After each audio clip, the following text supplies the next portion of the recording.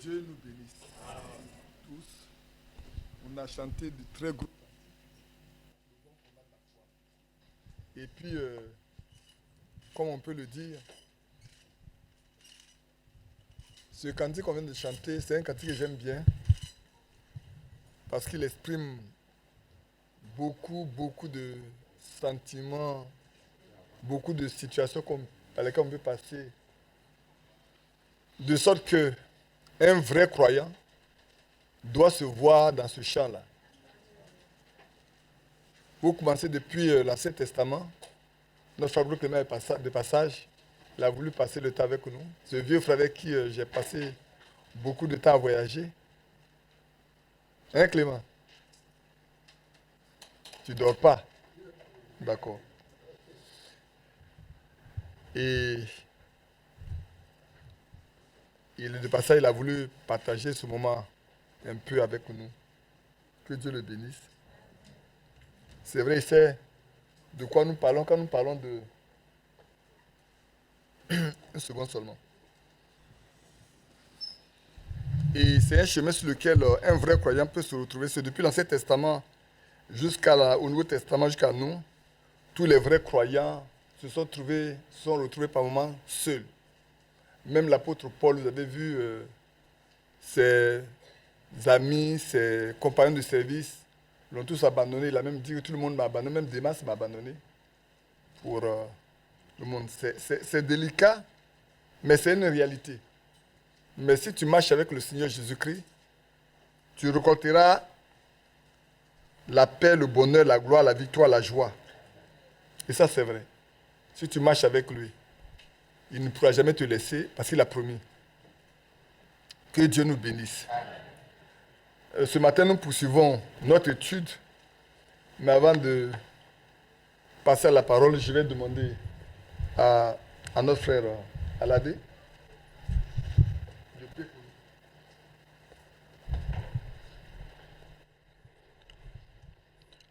Seigneur notre Dieu,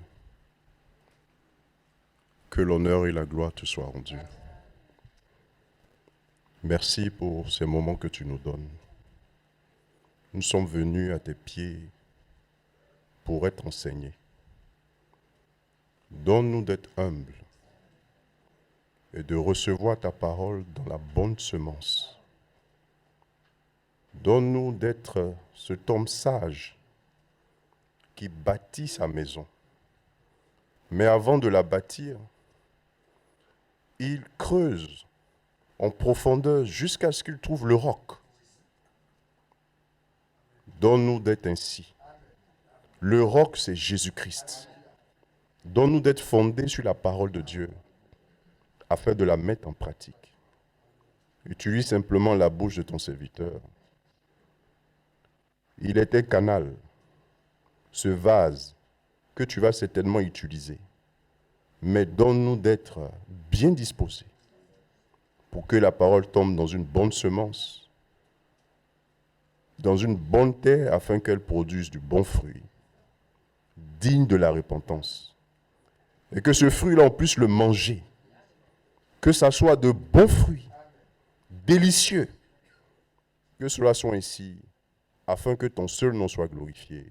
Au nom de Jésus-Christ. Amen. Que Dieu nous bénisse. On était en train d'étudier 2 Pierre 1 et on est arrivé jusqu'au 4e élément. Si je ne m'abuse, on va relire. Pour ceux qui prennent ça en cours, qui savent simplement que nous sommes au 2e épître, chapitre 1 de Pierre. Nous avons commencé depuis le verset 5, mais on a lu d'abord le verset 1 et 2 pour voir quels sont les gens à qui cette parole s'adresse. Pierre ne s'adresse pas à tout le monde. Pierre s'adresse à des personnes qui ont une foi de même prix que la leur. Si tu n'as pas la même foi que Pierre, comme Paul, comme Jean et autres, ce qu'il a écrit ici là ne te concerne pas parce que tu ne seras pas en mesure de mettre cela en application et de vivre cela. Je lis, à cause de cela même, faites tous vos efforts pour joindre à votre foi la vertu, à la vertu la connaissance, à la connaissance la maîtrise de soi. Non, la maîtrise de soi, oui. La passage, on l'a déjà étudiée quand on a vu dans Jacques 5. Donc, on va rester à la maîtrise de soi aujourd'hui. Alors, ailleurs, quelque part, ils ont mis la tempérance. Dans d'autres traductions, ils ont mis la tempérance. Je vais peut-être vous faire rire un peu.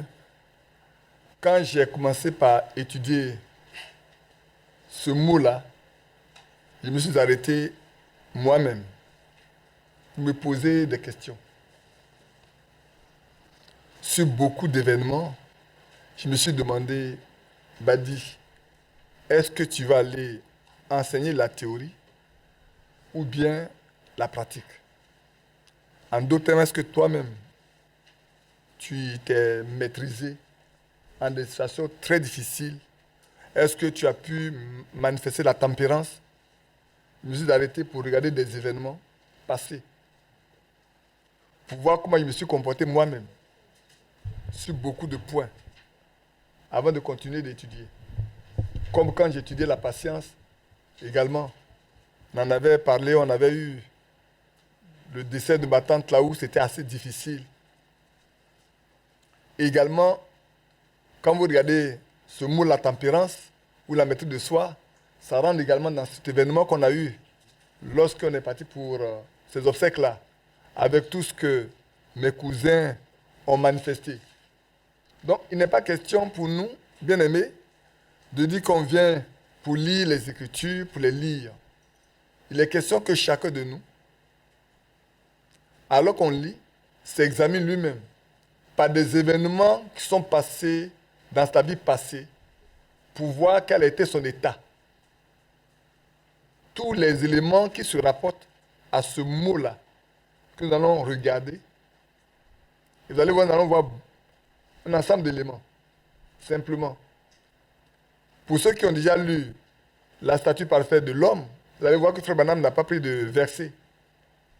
Je peux vous demander d'aller au relire, vous allez vous rendre compte. Mais ici, il est question de prendre cet élément, d'aller dans la Bible, rechercher les versets qui cadrent avec, pour qu'on se rende compte que aujourd'hui est venu le moment où celui qui se dit chrétien et qui dit qu'il a la même foi que Pierre, pratique la même chose que Pierre. Ah oui. Ce n'est pas le moment de frapper sa poitrine, c'est le moment de se demander, est-ce que moi je vis comme les premiers? Moi je me suis toujours demandé, j'ai dit, mais Seigneur, si nous ne pouvons pas vivre comme les premiers, est-ce que nous serons capables de nous asseoir à la même table qu'eux? On ne peut pas s'asseoir à la même table avec eux. Si on ne peut pas vivre comme eux ont vécu, ne nous attendons pas à être à la même table qu'eux. Parce que eux, le Seigneur les a approuvés. Et pourtant, ils ont montré qu'il faut vivre. Quand le soir, nous allons aborder, j'étais là quand j'étudiais ça, et puis il y a quelque chose qui est venu dans mon cœur, j'ai commencé à chercher, et puis ça m'a fait lire beaucoup de lettres circulaires et de brochures, et j'ai été lire en même temps la plus grande bataille jamais livrée. J'ai relu encore les zones de temps de la fin, j'ai lu les âmes qui sont en prison, et puis je cherchais quelque chose dont j'ai parlé depuis, je crois, des années 75, 16, où un jeune homme, un jeune frère est venu à la maison avec la brochure La plus grande bataille jamais livrée. Vous me posez des questions, je lui ai dit, heureusement tu es venu à la maison, je vais te sortir 2 brochures que tu vas regarder, et puis après nous allons parler. Quand je lui ai donné la fin de lire, il s'est tué, et puis il est parti. Pour dire que beaucoup ne lisent pas. Beaucoup ne recherchent pas. Et alors, on peut pas dans le vide. Par moment, pas dans le vide. Parce qu'on ne sait pas. Mais que Dieu nous aide. Alors ici, il est question de la tempérance, d'être tempérant. D'avoir la maîtrise de soi. D'avoir le contrôle de soi-même. Est-ce qu'on se contrôle dans des situations où nous sommes éprouvés? Dans des situations où nous sommes mis en cause? Comment nous nous comportons, nous, en tant que croyants?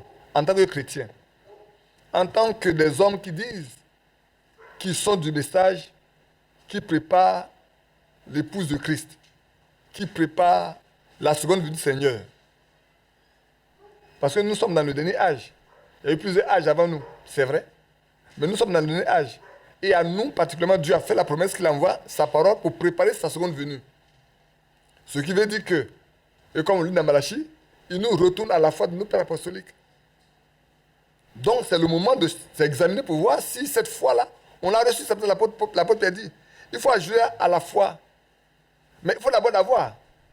Il faut être né de nouveau pour que la foi soit là. Et la foi vient de ce qu'on entend, ce qu'on entend vient de la parole de Dieu. Si tu n'es pas né de nouveau, il ne faut pas prétendre avoir la foi, parce que tu ne peux rien avoir. C'est quand tu as la foi que tu peux mettre la vertu qui est la puissance dessus. Si tu n'as pas la foi, la puissance ne peut pas venir. Il n'y a pas d'expérience qui va accompagner.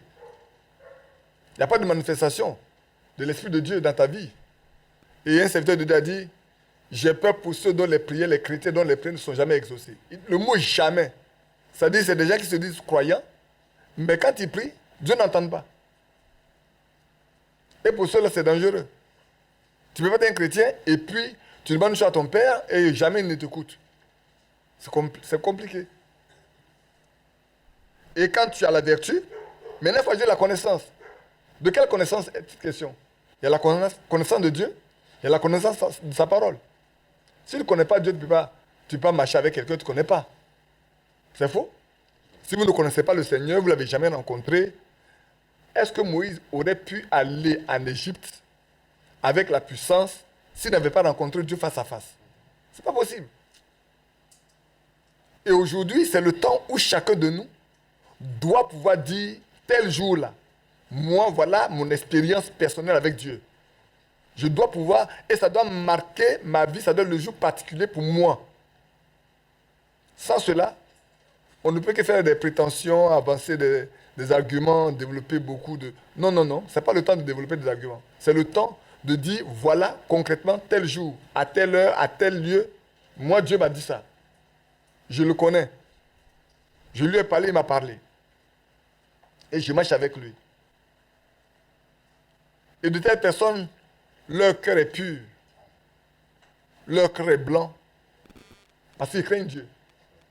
Et ce matin, on va regarder un ensemble d'éléments tout à l'heure pour que chacun de nous s'observe, se regarde. Ne regardez pas quelqu'un d'autre. Regardons nous-mêmes. Femme, ne regarde pas ton mari. Mari, ne regarde pas ta femme. Enfant, ne regarde pas ton père ou à ta mère. Père, ne regarde pas l'enfant. Regarde à toi-même. Pour voir si dans la situation de la maison, tu as été tempérant, tu as pu te maîtriser, ou tu n'as pas pu te maîtriser, ou tu n'as pas été sous ton contrôle toi-même. Mais vous devez savoir, frère, qu'aujourd'hui, il y a beaucoup de sciences, les arts martiaux, on veut apprendre la tempérance, à se calmer, à se maîtriser. C'est pas vrai? Il y a beaucoup d'études où les gens apprennent beaucoup de choses. Mais ici, c'est une question de fruit de l'esprit. C'est écrit dans Galates 5,22.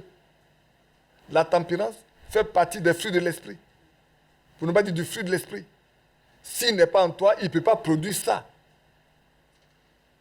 Tu as la foi, d'accord. Tu as la puissance, d'accord. Maintenant, la connaissance doit venir. Et maintenant, tu vas passer à des aspects pratiques de ta vie. On appelle de la patience, déjà, c'est vrai. Maintenant, est-ce que tu maîtrises quand les situations se lèvent? Ou bien tu rues dans les brancards? Ceux qui ont écouté l'agneau et la colombe, déjà peuvent comprendre ce que ça veut dire. Frère Madame l'a dit. Il dit, mais quand le Saint-Esprit veut venir et puis il se trouve qu'à ce moment-là, il y a tellement de situations calamiteuses que toi-même, tu ne te maîtrises pas, tu rues dans les brancards, mais il s'envole. Le Saint-Esprit s'en va. Il ne va pas rester. Peut-être c'est ce jour-là que tu vas le recevoir, mais ce jour-là, quelque chose vient pour voir si il doit habiter en toi. Et ce jour-là, tu montres la nature réelle qui est en toi. Il dit, ah, il n'est pas encore temps de venir dedans, parce qu'on ne peut pas se mélanger. C'est dans une nature douce, calme, tranquille, paisible qu'il vient. Pas dans une nature impétueuse. Non, non, non. Donc c'est pour cela que ce matin, chacun de nous va observer dans des situations difficiles par lesquelles il est passé, comment il s'est conduit? Comment il s'est comporté?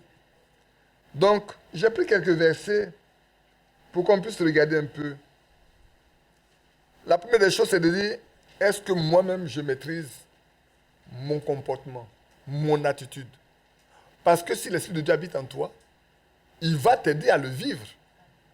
Puisque ça vient de lui. Mais on va regarder quand même. Et puis, il est question de sa langue également. Est-ce que je maîtrise aussi ma langue? Parce que c'est un élément très important dans la vie de chaque jour. Dans la vie de tous les jours d'un croyant, la langue joue un grand rôle. Est-ce que c'est faux? Et puis notre humeur. Quelqu'un crie, Notre humeur de tous les jours. Comment est-ce que notre humeur est? Comment on est? Le matin, on se lève, on boude. On n'est pas content de ceci, on n'est pas content de cela. Alors que l'apôtre Paul dit, soyez toujours joyeux. Mais nous, la joie n'est pas pour nous. On est toujours en train de marmonner quelque chose. On n'est pas toujours content. Alors, comment on peut prouver que l'Esprit de Dieu marche avec nous ou habite en nous? Comment on peut prouver à ceux qui sont à l'extérieur que nous sommes chrétiens et que nous portons le fruit? Il a dit tout à l'heure. Oui.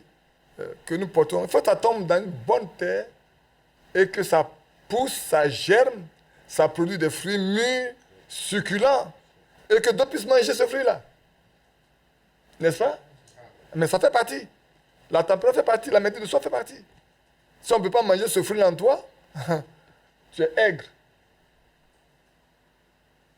Alors, on va lire dans Jacques, un peu, venons dans Jacques, chapitre 3, pour lire un peu comme ça, ce que Jacques a dit dans chapitre 3. Dans Jacques chapitre 3, je lis à partir du verset 2. Nous bronchons tous de plusieurs manières. Si quelqu'un ne bronche point en parole, c'est un homme parfait. Amen. Si quelqu'un n'aime pas broncher, n'aime pas se plaindre, la Bible ne nous plaignez pas les uns des autres. Mais nous sommes toujours en train de nous plaindre. Il dit, celui qui ne bronche pas, il est un homme parfait. Il est capable de tenir tout son corps en bride. C'est-à-dire qu'il est capable de maîtriser tout son corps. Si quelqu'un peut maîtriser sa langue, il peut maîtriser tout son corps. Mais s'il ne peut pas maîtriser sa langue, il ne peut pas maîtriser son corps. Et le lieu, c'est le lieu de savoir qu'est-ce qui s'est passé pendant ces 6 derniers mois, pendant ces 12 derniers mois, pendant ces 3 derniers mois dans ma vie, dans des situations. Qu'est-ce qui s'est passé? Comment je me suis conduit? Quelle attitude ai-je adopté? Qu'est-ce que j'ai raconté? Qu'est-ce que j'ai dit? Si nous mettons le mort dans la boue des chevaux pour qu'ils nous obéissent, nous dirigeons ainsi le corps tout entier. Ah oui, c'est vrai. Nous, on élève des chiens quand vous mettez le collier. Si vous le domptez correctement, là, le chien, il est à votre pied. Quand vous dites au pied, il est là. Il est assis là à votre pied. Quand tu te lèves, toi, il se lève. Quand tu attaques, quelqu'un va attaquer. Mais parce qu'il est soumis à vos ordres. Nous sommes soumis à quelle ordre? À l'ordre de qui? À l'ordre du Saint-Esprit? À l'ordre du Dieu vivant? Ou bien nous sommes soumis à nous-mêmes? Voici, même les navires qui sont si grands et que poussent des vents impétueux sont dirigés par un très petit gouvernail au gré du pilote. Ah oui. Aujourd'hui, c'est vrai qu'il y a des... C'est pas au gré du vent, il y a des gros moteurs, mais aujourd'hui, les navires vont jusqu'à 360 mètres de long, hein, et jusqu'à 50 mètres de large. C'est-à-dire les navires sont plus larges que ma maison, là. Et on dit que c'est les navires qui portent 18 000 boîtes. C'est-à-dire qu'ils portent 18 000 conteneurs dedans. Ils sont à 7 mètres de tirant. Donc, quand on dit 7 mètres de tirant, 16 mètres de tirant, c'est-à-dire il y a 16 mètres qui est dans l'eau que vous ne voyez pas. Et vous voyez à peu près 3 ou 4 étages encore en haut ici. Donc, quand vous prenez le tout, vous en avez pour au moins 20 étages. Mais c'est un tout petit gouvernail avec lequel, hein, le gars il est là, il tourne comme ça, il tourne comme ça. Mais c'est avec ça qu'il le gouverne. Mais le bateau est très grand. Mais tu vois celui qui conduit là, c'est un bout d'homme comme ça. Et regardez bien, Jacques nous présente une situation dans laquelle nous devons nous examiner. D'abord, il a commencé par nous-mêmes. Il dit, si quelqu'un ne bronche pas là, il est un homme parfait, capable de gouverner tout son corps. Et maintenant, il prend des choses dans la nature. La première des choses qu'il prend, il dit un cheval. Vous savez, le cheval, il peut tuer, il dit, il est préparé pour le jour de la guerre. Quand il se lance, hein. Et ceux qui ont essayé d'apprendre à monter les chevaux, il y en a qui ont payé le prix fort. Quand il est impétueux, il te balance là, tu tombes là-bas, et puis bon, il continue son chemin, lui. Or, quand on l'a bien dompté, on met les morts là, on met le C dessus, et puis tu montes dessus, tranquillement. Ce n'est pas cet animal sauvage qui est difficile à conduire.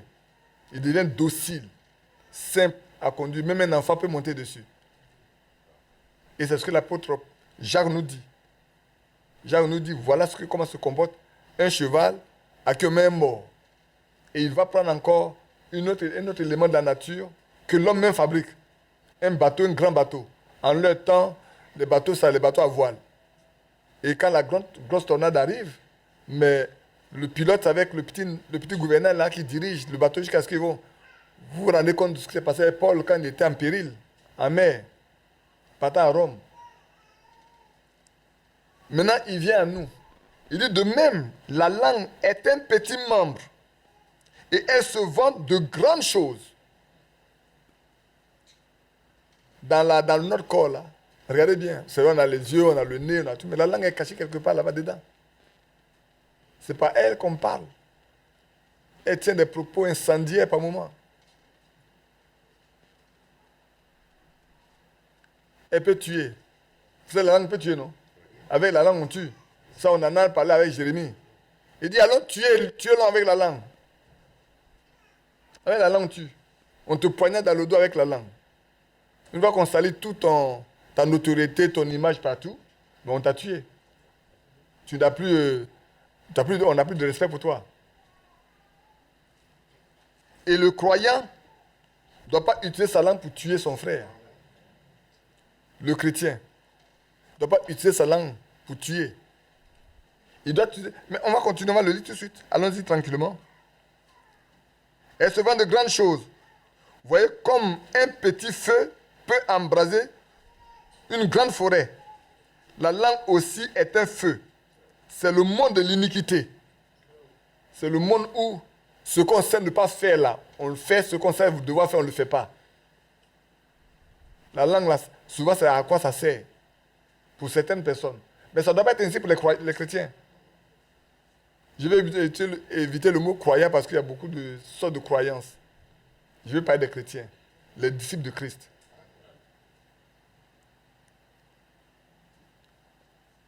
La langue est placée parmi nos membres, souillant tout le corps.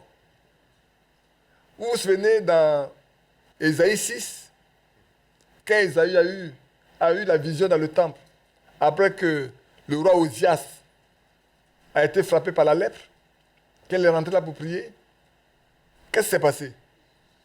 Il a dit, mais mes lèvres sont impures. Je vis parmi un peuple dont les lèvres sont impures. Et moi, ils ont vu le roi, mais je suis perdu. Et quand l'ange a pris ce chapeau ardent, il est venu, il dit, cela a touché tes lèvres. Ton péché a été par ton iniquité a été expié. Ça n'a pas dit cela seulement que Isaïe pouvait dire, me voici, envoie-moi. Mais avant, il ne pouvait pas parler. Il tremblait simplement. Parce que ses lèvres étaient impures. Mais si ses lèvres sont impures, c'est que sa langue en est la cause principale. La langue aussi est un feu. C'est un mot d'iniquité. La langue est placée parmi nos membres, souillant tout le corps, enflammant le cours de la vie, étant elle-même enflammée par la géhenne. Bien-aimés frères, bien-aimées sœurs, voilà ce que fait la langue. Est-ce que nous avons le contrôle de notre langue?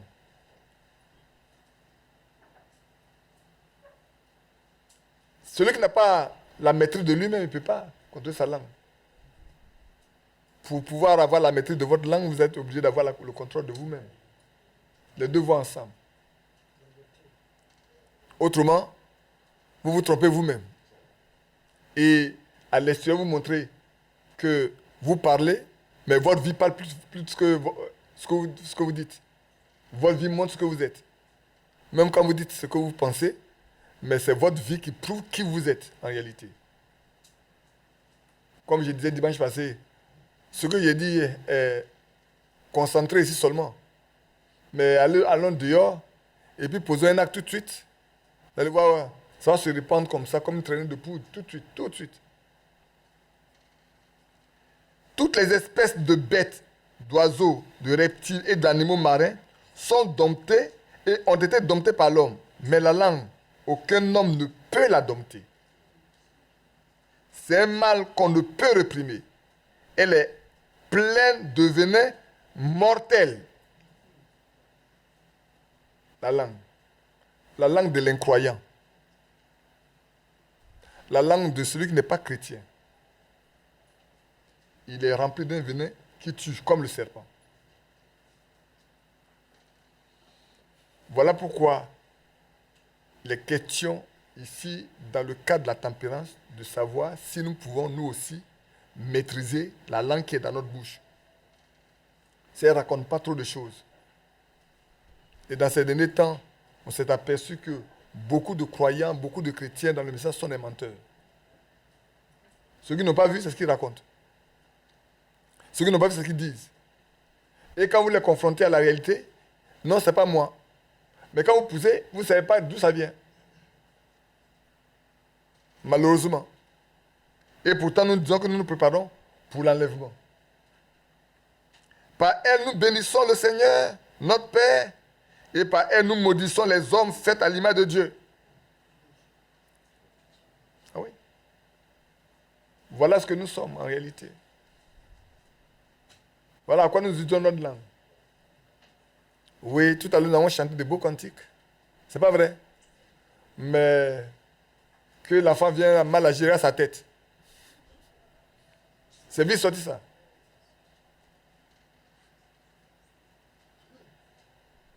Que l'enfant, ou bien la femme vienne à poser un acte et puis on ne se retient pas.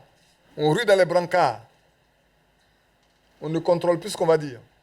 Que le mari soit mal pris et puis bon, voilà, c'est parti. Mais c'est ce que tu es. Pour le moment, reconnaître c'est ce que tu es. Mais il n'est pas trop tard. Aussi longtemps que tu as encore cette, il n'est pas trop tard. Tu peux prier pour que, comme on l'a demandé ce matin, que l'Esprit de Dieu vienne à nous et qu'il maîtrise tout en nous. Pour que notre langue lui soit dédiée.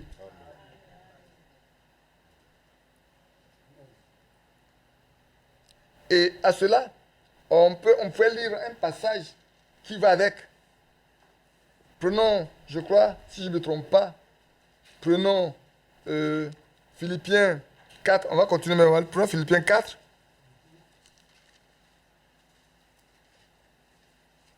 Prenons Philippiens 4, vous allez voir.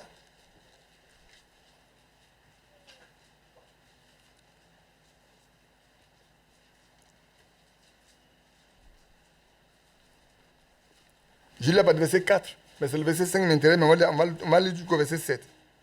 Réjouissez-vous tous, toujours, réjouissez-vous toujours dans le Seigneur, je le répète, réjouissez-vous. Que votre douceur soit connue de tous les hommes. Le Seigneur est proche. Celui qui n'est pas tempérant ne peut pas être doux. Ce n'est pas possible. Il est aigre. C'est le verset 5. Hein. Celui qui n'a pas de tempérance ne peut pas être doux. Et ça ne peut pas être de tout le monde. Il est aigre. Sa parole est piquante. Il y en a qui disent, je vais te parler, tu vas te laver, ça ne va pas jamais quitter.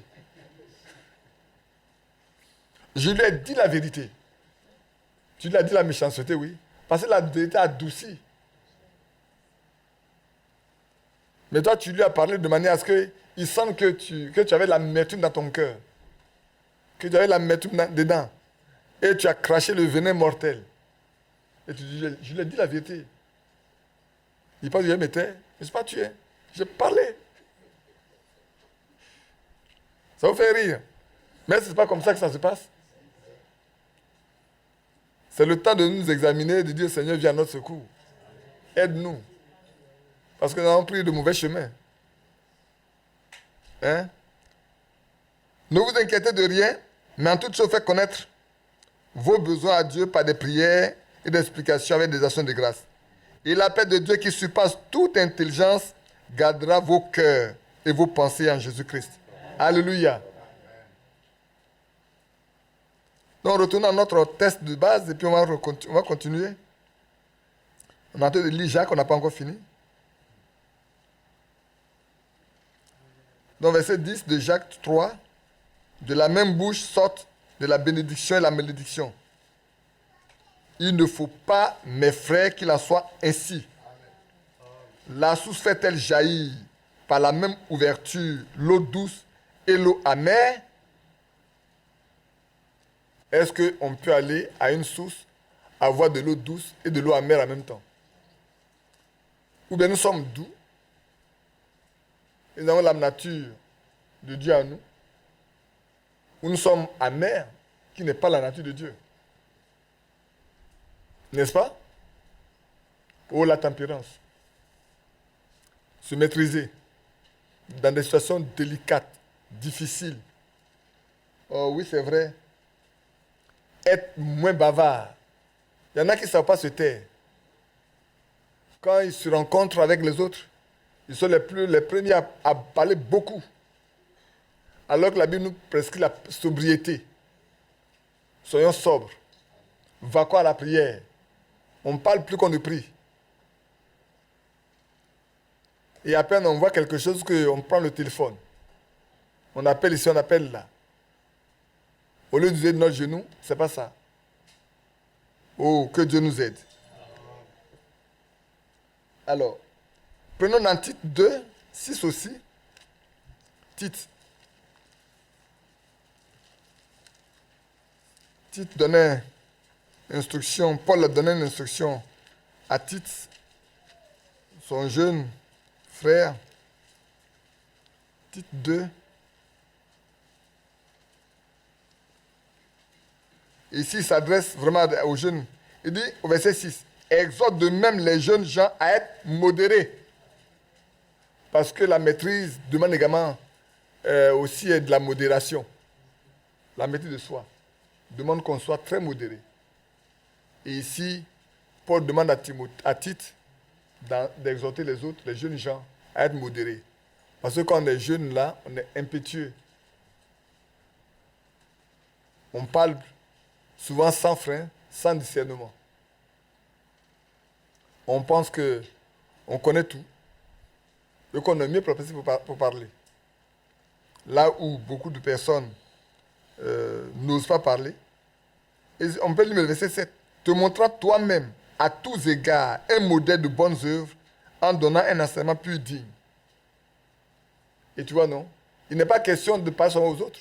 Il faut que toi également, tu te montres digne. Et c'est pour ça que quand j'ai commencé par m'asseoir et regarder, ça m'a tellement frappé, je me suis dit, mais attends, est-ce que c'est pour aller juste parler aux autres? Ou bien toi-même, est-ce que tu t'es examiné d'abord pour voir si tu peux parler aux autres? Alors tous les événements passés reviennent devant toi, et alors tu t'assois pour examiner comment tu t'es conduit, comment tu t'es comporté, comment tu as réagi, ou comment tu as agi. Qu'est-ce que tu as dit? Comment tu l'as fait? Comme la fois dernière, quelqu'un disait, mais c'est tout ce que tu supportes depuis des années, et puis tu ne parles pas? Ah oui? Par moment, on ne doit pas parler. On doit garder le silence et regarder Dieu seul agir. Parce que qu'est-ce que tu peux faire? Qu'il soit plus que ce que Dieu fait. Tout ce que l'homme peut faire là est inférieur à ce que Dieu fait. Si Dieu ne convainc pas le cœur de mon frère Clément, moi je ne peux pas convaincre son cœur. Non. De même, si Dieu ne me convainc pas, lui ne peut pas me convaincre. C'est Dieu seul qui peut convaincre. C'est lui seul qui peut ramener chacun de nous dans la position normale. Si Dieu ne l'a pas fait, frère, nous perdons notre temps. Et on a parlé également J'ai noté quelques passages. On va regarder. Parce que c'est comme ça qu'on peut aller de l'avant. Hein. C'est ça, non? Prenons Galates chapitre 6.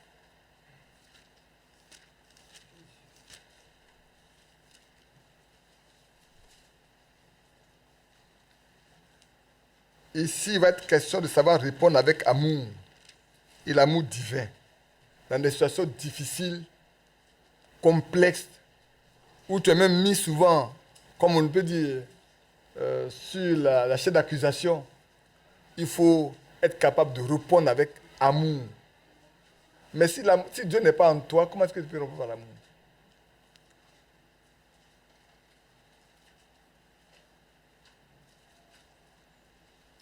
Frère, si un homme vient à être surpris en faute, vous qui êtes spirituels, redressez-le avec un esprit de douceur.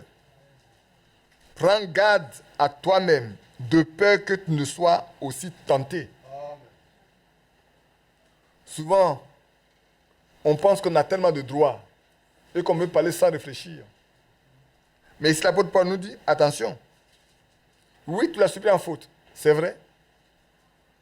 Mais si tu es spirituel, si l'Esprit de Dieu est en toi, tu dois d'abord savoir que tu exerces la maîtrise pour que tu lui parles avec amour, avec douceur. Non pas en lui montrant qu'il est dans une mauvaise posture, dans une mauvaise position. Mais si tu veux le gagner, c'est de lui parler avec douceur, tranquillement, paisiblement, tout en priant. Pour toi-même aussi. Pour que tu ne tombes pas. Que tu ne sois pas tenté. Vous vous souvenez des 4 amis de Job? Pourtant, Dieu a dit, mon serviteur Job est intègre. Ils étaient toujours ensemble. Hein. Quand Job n'avait pas de problème, il n'avait jamais rien à lui reprocher. Certainement, c'était l'homme dont il pouvait se vanter, eux tous. Et puis, dès que le diable a eu l'autorisation du Seigneur pour agir dans la vie de Job, oh là là. Là, ils sont apparus là comme des conseillers, comme les...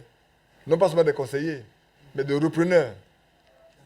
Pour parler à Job, pour l'accuser de tout. On reconnaît maintenant qu'il est pécheur et que c'est à cause de son péché qu'il souffre.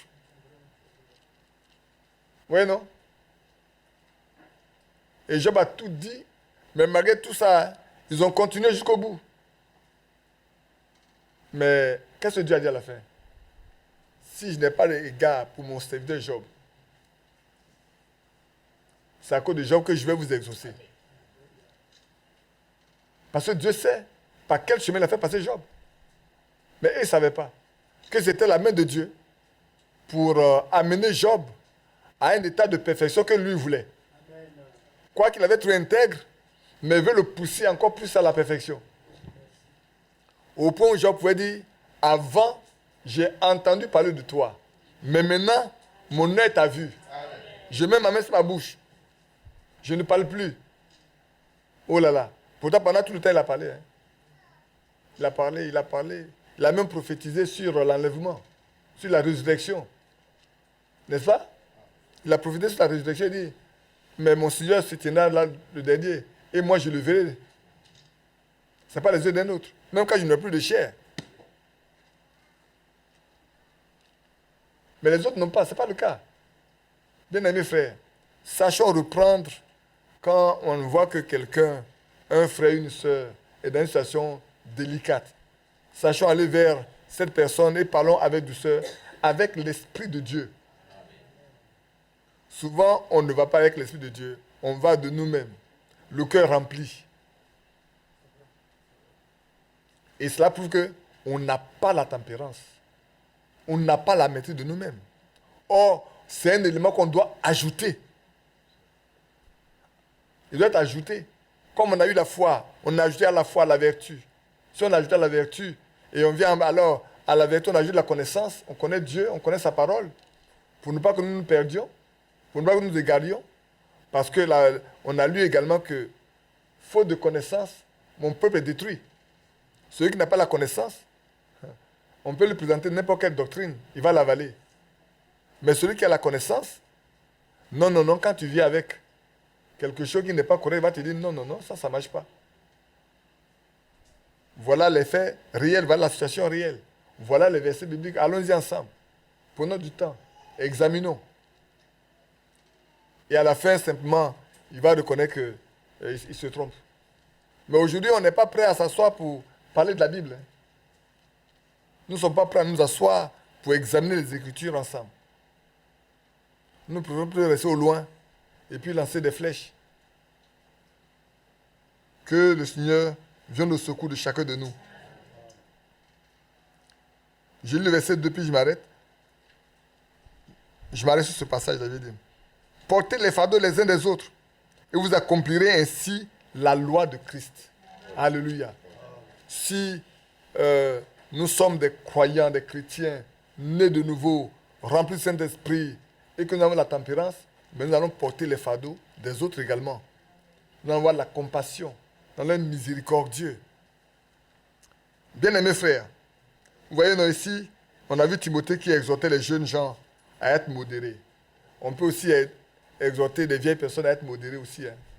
Parce que ce n'est pas seulement les jeunes gens qui ont besoin d'être modérés.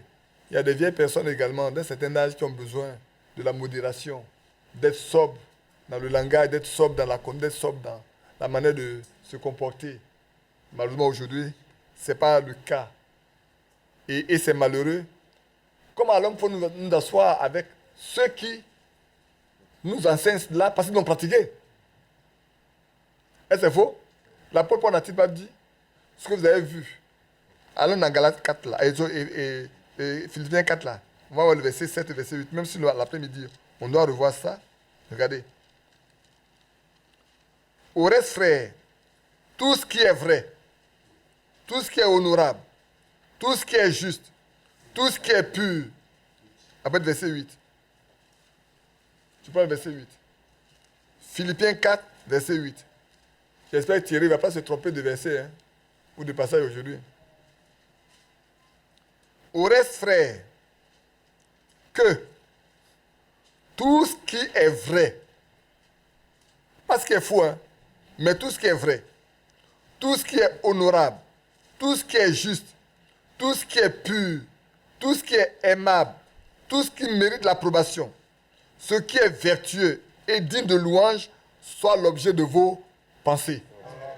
On en parlera l'après-midi, on reviendra là-dessus, mais regardez bien.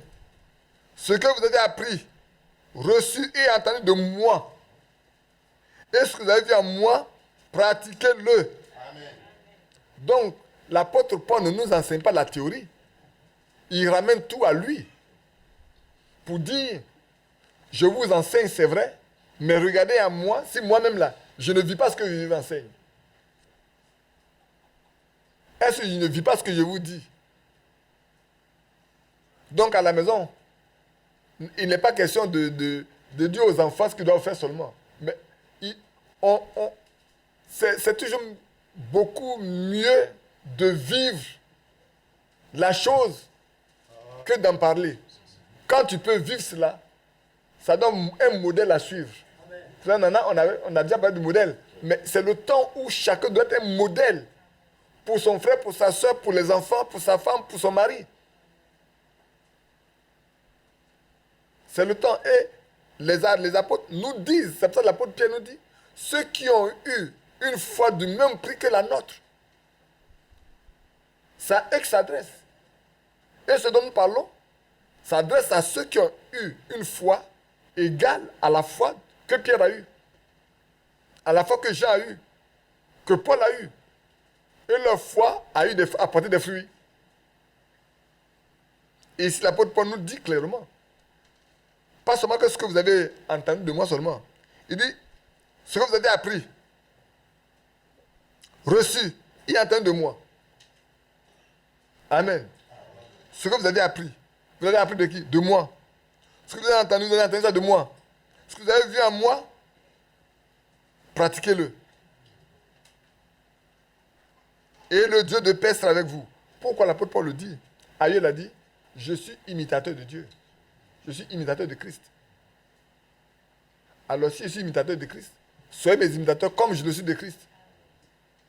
Non, il nous dit qu'il est aussi un modèle, parce qu'il a appris aussi ça de Christ. Et parlant de la tempérance, bien-aimés frères et sœurs, la tempérance, ce n'est pas parce que je vais poser un acte et puis je vois que celui-là, il va me prendre en flagrant de lit. Et puis j'ai peur qu'on ne me fait le reproche. Si je ne fais pas une chose parce que j'ai peur qu'on me fasse un reproche, c'est pas la maîtrise de soi-même. Non, non, non. Je ne sais pas si vous comprenez ce que je veux dire. Non, je ne ferai pas parce qu'on va mal parler. Non, non. Non, le chrétien n'a pas à préjuger de comment il doit se conduire. Est-ce que l'oiseau pense qu'il faut voler, il ne faut pas voler? Lance-lui un caillou, tu vas voir tout de suite. Il ne réfléchit pas, il est parti. C'est sa nature. C'est vrai que nos moutons ne portent pas de laine, mais quand on regarde les moutons qui portent la laine là, il ne faut pas d'effort. On les tond, on coupe tout ce qu'ils ont là. Et vous allez voir, 3, 4, 5, 6 mois après, ça repousse naturellement. Parce que ça y est en eux. Ce qui fait qu'ils portent cette laine-là est en eux. Et ce qui fait que tu peux être vertueux, ce qui fait que tu peux être tempérant est en toi. S'il n'est pas en toi, tu ne peux pas la fabriquer. Il faut qu'il soit en toi pour qu'il se produise. Et je reviens encore à la prière du frère. Ça fait partie du fruit que l'Esprit de Dieu porte en toi. Amen. Et pour ça, il faut qu'il habite en toi. Que ce soit possible. Autrement, ce n'est pas possible. Donc, on n'a pas peur de faire une chose. Parce qu'on va nous faire des reproches. Non, non, non. On le vit naturellement. Parce qu'on est croyant, on est chrétien. Et on sait que c'est la nature de notre Sauveur, c'est la nature de notre Seigneur qui est en nous, qui nous amène à marcher de la sorte. On comprend? Donc, veillez sur notre humeur de tout à tout temps. Parce que si on est de mauvaise humeur, tout ce qui va venir là, ça va frapper dessus. Hein. Et voilà, on va réagir comme il n'est pas permis. C'est après on va se rendre compte qu'on a mal réagi. C'est déjà trop tard. Les gens disent quand tu as versé de l'eau, tu ne peux pas ramasser de l'eau là. Mais il est déjà versé. Donc, croyants, chrétiens, ayez toujours de bonne humeur, ou chaque matin, ayez une bonne humeur. Dans toutes les situations, soyez bons. De sorte que quand une situation délicate arrive, vous vous asseyez tranquillement, vous baissez la tête, vous dites Seigneur, voilà ça encore. Alors qu'est-ce qu'on fait? Et lui-même va conduire vos pas. Il va conduire nos pas. Ce n'est pas vous seulement. Hein. Moi qui parle, je suis aussi concerné. Vous savez bien, hein? On est tous concernés. On est tous concernés. Et les situations les plus délicates, c'est quand, devant un public, on te met mal à l'aise. Alors comment tu réagis? Ou tu te tais, ou tu ris dans les brancards, ou tu te justifies. Laquelle position est la meilleure? Laissez Dieu faire. Amen. Adoptez la position, laissons le Seigneur faire. Il n'y a rien qu'il puisse faire qui soit meilleur que ce que Dieu peut faire. C'est pour ça que cette vieille femme à qui Frère Manon a parlé a dit, moi avant, je réglais mes problèmes moi-même. Mais depuis que j'ai connu Jésus-Christ, je lui dépose tous mes problèmes et je m'en vais. S'il ne veut pas les régler, ce n'est pas moi qui ai la capacité de les régler. Il y en a de même ici. C'est une nature. Si la nature n'est pas à moi, je ne pourrai jamais la manifester. Il faut qu'elle soit pleinement à moi. On n'a pas de la patience. C'est la même chose. Bon, pour ceux qui nous prennent en cours sur cette partie-là, je leur demande d'aller recommencer au début pour voir la foi, la vertu, la connaissance. Et puis on arrive à la patience aujourd'hui. Mais là, non, à la maîtrise de soi. Ils pourront regarder également au-delà où on a passé de la patience avec Jacques, dans Jacques 5, 7. On a parlé longuement de la patience. Ça fait partie également du fruit de l'esprit pour que Dieu nous aide à être de vrais croyants, de vrais disciples. Parce que le temps est venu où nous devons montrer qui habite en nous, qui vit par nous. Est-ce que nous vivons par lui ou est-ce qu'il vit par nous? Parce qu'il a dit, si vous demeurez en moi et que mes paroles demeurent en vous, Si vous m'aimez, gardez mes commandements. Le Père, moi, nous venons à vous et nous ferons notre demeure en vous. N'est-ce pas? Est-ce que le Père et lui sont venus faire leur demeure en nous? Parce que si longtemps, ce n'est pas accompli. Tout ce que nous disons là, ça c'est comme des fardeaux, des lourds fardeaux qu'on met sur les têtes de chacun de nous. Moi, le premier. C'est comme si je mets des lourds fardeaux sur ma propre tête. Ayant prêché, je vais vouloir faire un effort pour qu'on ne découvre pas que ce que j'ai prêché ne vit pas ça. Or, quelqu'un qui a bu, qui est sous, il va beau faire semblant de se tenir, mais à un moment donné, ça va, quelque chose de plus fort va arriver, où il va éclater, il va tomber. Donc tu as bu alors. C'est la même chose. Mais si Dieu habite en nous, de façon naturelle, les choses se produiront de façon naturelle. Et c'est après qu'on s'est surpris qu'on a adopté l'attitude qu'il faut dans ces situations difficiles, mais on est resté nous-mêmes dans le Seigneur. Que Dieu nous bénisse. Voilà, aujourd'hui, on ne va pas être long. À 11h moins 9, je m'arrête là. Donc, pour nous dire, frères, que nous avons à nous maîtriser nous-mêmes, à nous mettre sous contrôle, à mettre notre langue sous contrôle, à mettre notre humeur sous contrôle, à avoir l'amour de Dieu en nous, pour que nous sachions reprendre avec douceur, et que notre langue ne soit pas un élément qui nous tue nous-mêmes. C'est vrai. Parce que si c'est la GN, comme il est écrit, s'il rentre en nous, mais nous aussi on va de la GN avec elle. C'est pas vrai? Si pendant tout le temps elle a été utilisée pour détruire, mais à la fin elle va nous détruire nous-mêmes. Mais si elle a été sauvée, elle a été utilisée pour sauver, mais elle va contribuer à notre salut. Et ça c'est important que nous le sachions. Et voyons comment reprendre les autres et comment être modéré, être sobre, parce que c'est le temps de la sobriété. C'est le temps où nous devons vaquer à la prière, être très peu bavard.